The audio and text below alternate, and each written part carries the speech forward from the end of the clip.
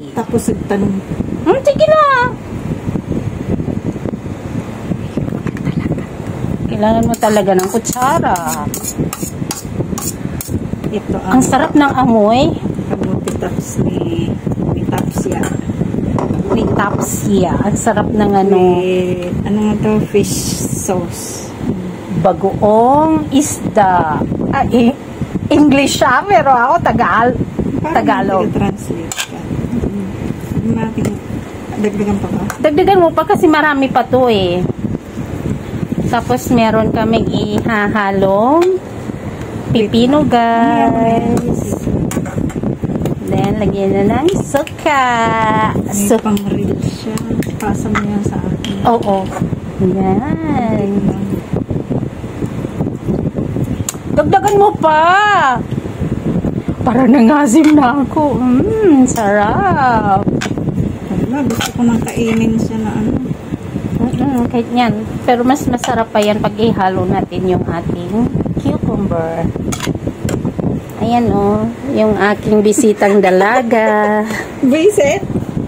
Sponsor niya to guys. Ito, kamatis. Spring onion, shallots, and cucumber with ginger. Ayan, i-mix na natin guys. Ang napakasarap namin.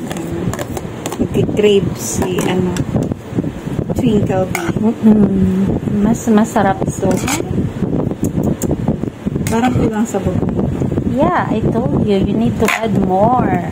Baka mamaya magpaalat to Hindi maalat. Hindi yan maalat kasi suka. konti lang yan at saka suka naman yung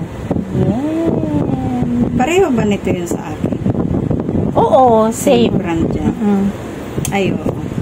Kung sa akin, paano ko kaya naluubos? Diba? Yummy, yummy. Ayan, pwede na lang.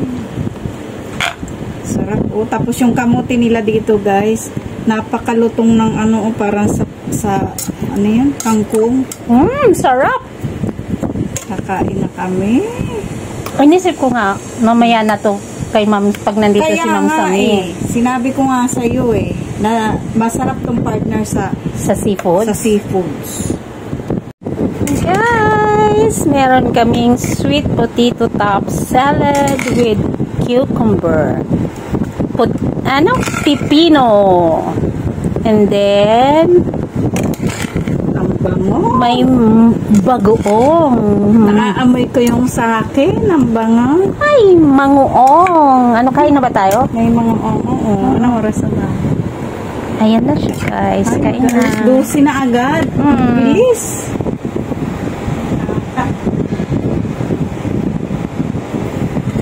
Siya.